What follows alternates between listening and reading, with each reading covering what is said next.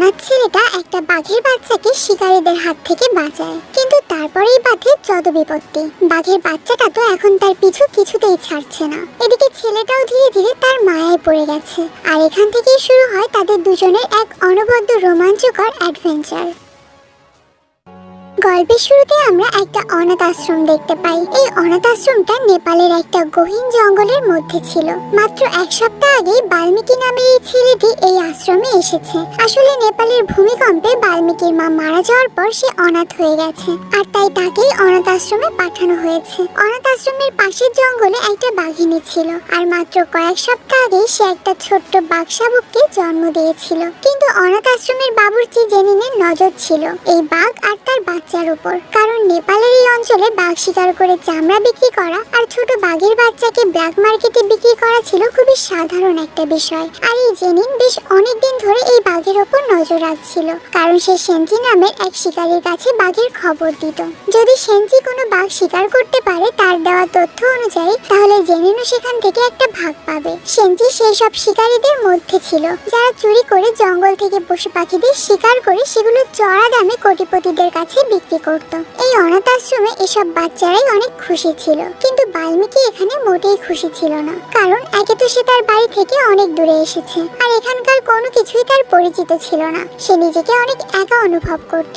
একদিন তাদের teacher miss Hannan নেপালের কিছু পবিত্র স্থান সম্পর্কে তাদেরকে পড়াচ্ছিল, আর বাল্মীকি তখন উঠে দাঁড়িয়ে ক্লাসের সবাইকে একটা গল্প শোনায়, যেটা সে তার মায়ের কাছ থেকে শুনেছিল। তার মা বলতো অনেক বছর আগে একজন সাধু নাকি একটা বাঘের পিঠে চড়ে হিমালয়ে এসেছিল, আর সেই বাঘটা এক লাফে পাহাড়ের মাঝে একটা গুহায় থেমেছিল, আর আজ সেখানেই একটা মন্দির হয়েছে। এমনকি বাল্মীকি ছবিতে সেই মন্দিরটাকেও দেখায়, কিন্তু স্কুলের বাচ্চারা তার কোনো কথাই বিশ্বাস করে না। উল্টো সবাই তাকে নিয়ে মজা করতে থাকে, আর এগুলো বাল্মীকির একদমই পছন্দ হয় না। তাই সে সিদ্ধান্ত নেয় সে আর এখানে কিছুতেই থাকবে না। রাতে সবাই ঘুমিয়ে পড়লে বাল্মীকি লুকিয়ে লুকিয়ে তার কাপড় চোপড় আর ফ্রিজ থেকে কিছু খাবার নিয়ে বেরিয়ে পড়ে তার বাড়ি যাওয়ার জন্য। বাল্মীকি যখন আশ্রম থেকে বেশ কিছুটা দূরে জঙ্গলের মধ্যে চলে আসে, তখন হঠাৎ করে সে গুলির শব্দ শুনতে পায়। শব্দটা কোথা থেকে এসেছে এটা দেখতে বাল্মীকি লুকিয়ে একটা জায়গায় যায়। সেখানে আসলে সে দেখতে পায় সেনজি আর তার লোকেরা একটা বাঘকে গুলি করে মেরে ফেলেছে,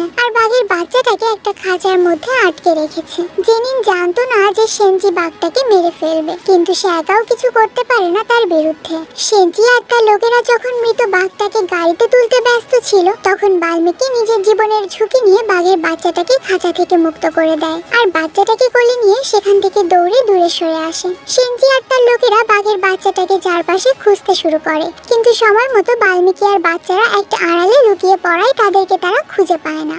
আশেপাশে শুধুমাত্র ওই অনাথ আশ্রমটা থাকার কারণে সেনজি জেনিনকে বলে, হয়তো নিশ্চয়ই অনাথ আশ্রমের কোনো বাচ্চা এই কাজটা করেছে, তাই তুমি আশ্রমে ফিরে গিয়ে ভালোভাবে খোঁজ নেবে কোনো বাচ্চা গায়েব হয়েছে কিনা। আমি কালকে আবার তোমাকে ফোন করব। এটা বলে সেনজিরা মৃত বাঘটাকে নিয়ে সেখান থেকে চলে যায়। অন্যদিকে তখন বাল্মীকি বাঘের বাচ্চাটাকে নিয়ে বেশ অনেকটা দূরে চলে আসে, আর তারা কৃষকের একটা পরিত্যক্ত বাড়ি খুঁজে পায়। ঠিক করে রাতটা তারা এখানেই কাটাবে। সকালে ঘুম ভাঙতেই দেখা যায় বাঘের বাচ্চাটার অনেক ক্ষুধা পেয়ে গেছে, তাই বাল্মীকি তার ব্যাগ থেকে দুধ বের করে বাচ্চাটাকে খেতে দেয়। এরপর তার গলায় একটা দড়ি বেঁধে তাকে জঙ্গলে ছেড়ে দেওয়ার জন্য বাইরে নিয়ে আসে। কিছুক্ষণ পর বাল্মীকি বাচ্চাটাকে জঙ্গলের মধ্য থেকে মুক্ত করে দিয়ে সেখান থেকে তার বাড়ি কাঠমান্ডুর উদ্দেশ্যে রওনা হয়। কিন্তু মজার ব্যাপার হলো সে কিছু দূর আসতেই দেখা যায় বাঘের বাচ্চাটা জঙ্গলের মধ্যে না গিয়ে তার পিছু পিছু আসছে, আর একটা সময় সে তার কাছাকাছি এসে তার সাথে খেলতে শুরু করে। বাঘের বাচ্চাটার এমন নিষ্পাপ আচরণ দেখে বাল্মীকির অনেক মায়া লাগে, তাই সে সিদ্ধান্ত নেয় বাচ্চাটাকে সে তার সাথে করে কাঠমান্ডু নিয়ে যাবে। এদিকে পরের দিন সকালে সেনজি জেনিনকে ফোন দিয়ে বকাবকি করতে থাকে, আর তাকে বলে যে করেই হোক যে বাচ্চাটা এই কাজ করেছে তাকে খুঁজে বের করতে। এদিকে আশ্রম জঙ্গলের মধ্যে হওয়ার কারণে পরের দিনই মিস হান্নান জেনে যায় রাতে জঙ্গলে বাঘ শিকার করা হয়েছে। এটা শুনে সে সব বাচ্চাদেরকে হাজিরা দিতে বলে। জানা যায় যে সেখানে বাল্মীকি মিসিং। হান্নান দ্রুত তাকে সব জায়গায় খোঁজার চেষ্টা করে, কিন্তু অবশেষে কোথাও না পেয়ে সে পুলিশে মিসিং কমপ্লেন করে বাল্মীকির নামে, আর ঠিক করে সে নিজেই তাকে খুঁজে বের করবে। সেদিন সারাদিন হাঁটাহাঁটি করার পর রাতে বাল্মীকি আর বাঘের বাচ্চাটা একটা নদীর ধারেই ঘুমিয়ে পড়ে। প্রতি প্রতিদিন সকালে বাল্মীকি দেখে সেখানে কিছু রেঞ্জাররা তাদের একটা নৌকা রেখে গেছে। বাল্মীকি ঠিক করে পায়ে হাঁটা থেকে নৌকায় গেলে দ্রুত পথ এগোনো যাবে, তাই সে সুযোগ বুঝে বাঘের বাচ্চাটাকে নিয়ে নৌকা করে রওনা দেয়। কিন্তু সেখানেও ঝড় আসার পর তীব্র স্রোতে তাদের নৌকাটা উল্টে যায়। কিন্তু বাল্মীকি সেখানেও নিজের জীবনের পরোয়া না করে বাঘের বাচ্চাটাকে আগে বাঁচায়। বাচ্চাটাও বাল্মীকিকে জড়িয়ে ধরে ভয়কে ভুলে যায়। আসলে বাল্মীকি ধীরে ধীরে বাচ্চাটাকে অনেক বেশি ভালোবেসে ফেলেছে।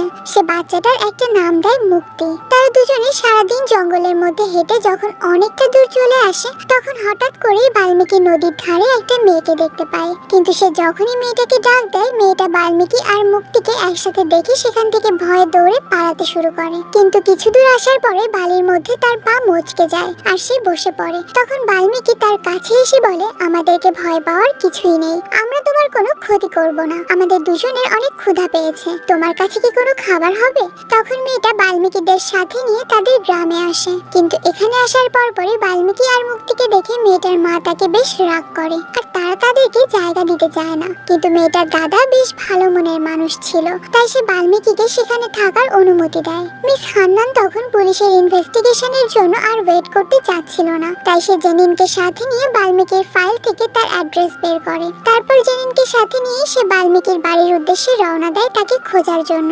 বাল্মীকি সেদিন রাতটা ওই গ্রামে কাটানোর পর পরের দিন সকালে সে গ্রামের একটা ছাগল থেকে কিছু দুধ দুইয়ে মুক্তিকে খেতে দেয়। আর এরপর তারা দুজন আবারও কাঠমান্ডুর উদ্দেশ্যে রওনা দেয়। এদিকে জেনিনের সাথে মিস হান্নানও কাঠমান্ডু এসে পৌঁছায়। গাড়ির ভেতরে জেনিনকে বারবার সেনজি মেসেজ করছিল, তার কাছ থেকে আপডেট নিচ্ছিল আর কি। এটা দেখে মিস হান্নার বেশ সন্দেহ হয়, কিন্তু সে তখন জেনিনকে তেমন কিছুই বলে না। জেনিন এক সময় বাল্মীকিকে খোঁজার বাহানা দিয়ে সেখানকার একটা বাস স্ট্যান্ডে নেমে তাকে খুঁজতে চলে যায়। আর তখন মিস হান্নান সোজা বাল্মীকির বাড়ির অ্যাড্রেসের দিকে রওনা দেয়। বাল্মীকি আর মুক্তি রাস্তায় একজন টুরিস্টের থেকে লিফট নিয়ে সোজা কাঠমান্ডুতে এসে পৌঁছায়। সে যখন তার বাড়িতে এসে ঢোকে, যেটা ভূমিকম্পে আগে থেকেই বেশ বিধ্বস্ত হয়ে গেছিল, সেখানে তার মায়ের সাথে কাটানো স্মৃতি আর তার মায়ের ছবি দেখে বাল্মীকি বেশ ইমোশনাল হয়ে পড়ে। ছোট্ট বাল্মীকি তার মায়ের শাড়ি জড়িয়ে ধরে বেশ কিছুক্ষণ বসে থাকে। আর জেনিন ততক্ষণে সেনজিকে মেসেজ করে বাল্মীকির বাড়ির অ্যাড্রেস দিয়ে দেয়। বাল্মীকির অ্যাড্রেস পেয়ে কিছুক্ষণের মধ্যেই সেনজি তার লোকদেরকে নিয়ে বাল্মীকির বাড়িতে চলে আসে। আর সেখানে এসে সে মুক্তিকে বাল্মীকির থেকে কেড়ে নিয়ে চলে যায়। বাল্মীকি তো ছোট্ট বাচ্চা ছিল, সে একা কি বা করতো, তাই সে মন খারাপ করে চুপচাপ এক কোণায় বসেছিল। সেনজিরা চলে যাওয়ার কিছুক্ষণ পরে সেখানে মিস হান্নান আসে। আর সে বাল্মীকিকে এখানে দেখে অনেক খুশি হয়, তাকে বেশ কিছু খাবার আর পানি দেয়। বাল্মীকি তখন মিস হান্নানকে মুক্তির ব্যাপারে বলে, কিন্তু হান্নান প্রথমে বিশ্বাস করতে চায় না। সে মনে করে এটা হয়তো বাল্মীকির মন গড়া কোনো গল্প। অন্যদিকে সেনজি তখন বেশ খুশি হয়, জেনিনকে তার ড্রিম বাইক কেনার জন্য অনেকগুলো টাকাও দেয়। কিন্তু বাল্মীকি যে করেই হোক মুক্তিকে বাঁচাতে চাচ্ছিল, তাই মিস হান্নান ঘুমিয়ে যাওয়ার পর সে আবারও চুরি করে বাড়ি থেকে বের হয়ে আসে। যখন ভোর হয়, বাল্মীকি একটা পরিত্যক্ত এলাকায় এসে জোরে ডাকাতে আশপাশ থেকে অনেকগুলো ছেলে বেরিয়ে এসে তাকে জড়িয়ে ধরে। আসলে এরা সবাই বাল্মীকির বন্ধু ছিল, কিন্তু ভূমিকম্পের পর থেকে এদের মধ্যে অনেকেই অনাথ হয়ে গেছে, তাই এখন তারা সবাই একসাথেই থাকে। বাল্মীকি তার বন্ধুদেরকে মুক্তির ব্যাপারে সবকিছু বলে, আর তার বন্ধুরা সেনজির ঠিকানা অনেক আগে থেকেই জানতো, তাই তারা সবাই মিলে ঠিক করে মুক্তিকে তারা উদ্ধার করবে। রাতের বেলা সবাই মিলে বাল্মীকিকে সেনজির আস্তানায় নিয়ে আসে। প্রথমে বাল্মীকি বেশ কিছুক্ষণ সাবধানে ভেতরে এসে মুক্তিকে খাঁচা থেকে মুক্ত করে, কিন্তু বের হওয়ার সময় তাড়াহুড়ার কারণে তার গায়ে ধাক্কা লেগে একটা কাচের বোতল নিচে পড়ে যায়, আর সেটা ভাঙার শব্দে সেনজি টের পেয়ে যায়। কিন্তু সেনজি যখন তাদের ধরতে আসে, তখনই বাল্মীকির বন্ধুরা তাকে অন্য রাস্তা দিয়ে চলে যেতে বলে। তারা সবাই সেনজির সামনে দিয়ে দৌড় দেয়, আর এতে বাল্মীকি আর মুক্তি সেখান থেকে পালিয়ে আসে। হাতে পাওয়া বাঘের বাচ্চাকে হারিয়ে ফেলে সেনজির তখন মাথায় কাজ করছিল না। তার সব রাগ গিয়ে পড়ে জেনিনের ওপর। সে তাকে ধমকাতে ধমকাতে বলে, যে করে হোক ওই ছেলেকে আমার চাই। সকালে জেনিন তখন আবারও মিস হান্নার সাথে দেখা করে আর তাকে জিজ্ঞেস করে বাল্মীকি কোথায় যেতে পারে। তখন মিস হান্না তাকে সবকিছু বলে যা বাল্মীকি তাকে বলেছে, আর সে চায় মুক্তিকে টাইগার্স নেস্টে ছেড়ে আসতে, যেখানে বাঘেরা অনেক বেশি সুরক্ষিত থাকে। এটা শুনেই জেনিন সাথে সাথে সেনজিকে মেসেজ করে, কিন্তু এবার আসে মিস হান্নার হাত থেকে পার পায় না। মিস হান্না জেনিনের ফোনটা নিয়ে চেক করতেই বুঝে যায় যে আসলে জেনিনই শিকারীদেরকে সাহায্য করে যাচ্ছে। সে জেনিনের ওপর অনেক বেশি রাগ হয়। অন্যদিকে বাল্মীকি আর মুক্তি বেশ কিছু দূর আসার পর তাদের সাথে মাধব নামের একজনের দেখা হয়। বাল্মীকি মাধবকে সবকিছু খুলে বলে যে সে আসলে মুক্তিকে টাইগার নেস্টে ছেড়ে আসতে চায়। আসলে এই টাইগার নেস্টটা ছিল হিমালয়ের কোল ঘেঁষে আর মাধবদের গ্রামের একদম কাছে। মাধব বেশ ভালো মানুষ ছিল, তাই সে বাল্মীকিকে বলে কিছু কিছুক্ষণ পর আমার চাচার গাড়ি আসবে, সেটাতে করে আমরা গ্রামে ফিরে যাব। তাই তুমি চাইলে আমাদের সাথে যেতে পারো। আর তাই কিছুক্ষণ পরে বাল্মীকি, মাধব আর মুক্তি গাড়িতে করে টাইগার নেস্টের দিকে যেতে থাকে। আর অন্যদিকে মিস হান্নাকে জেনিন সবকিছু বলে দেয়। আর তার সব কথা শোনার পর মিস হান্নানের মাথায় একটা বুদ্ধি আসে। সে তখন তার পুরাতন এক বন্ধু গোবিন্দর দোকানে আসে। সেখানে এসে সে বলে, আমাকে খুব দ্রুত হিমালয়ে পৌঁছাতে হবে, কিন্তু সেখানে পৌঁছানোর সব থেকে দ্রুত রাস্তা হচ্ছে বিমান, কিন্তু বিমানের টিকিটের জন্য আমার কাছে টাকা নেই। এটা শুনে জেনিন সেই টাকাগুলো তখন মিস হান্নাকে দেয়, যেগুলো সে সেনজির কাছ থেকে পেয়েছিল।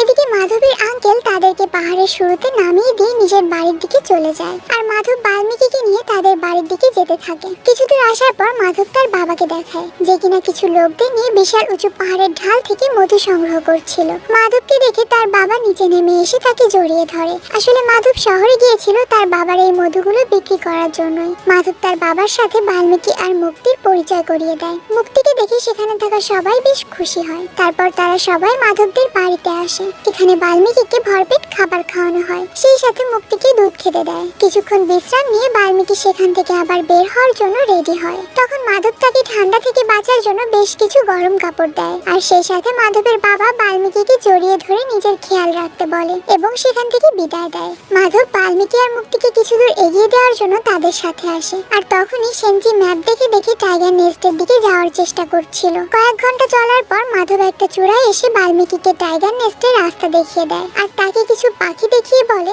যদি তুমি এদেরকে অনুসরণ করে যাও তাহলে সোজা টাইগার নেস্টে গিয়ে পৌঁছাবে। আর এখান থেকেই মাধব ও বাল্মীকি আর মুক্তিকে বিদায় দিয়ে সেখান থেকে চলে আসে। মিস হান্না তখন বিমানে করে হিমালয়ে এসে পৌঁছায়। আর তার বন্ধু গোবিন্দর পরিচিত একজন গার্ড এসে তাকে সাহায্য করছিল।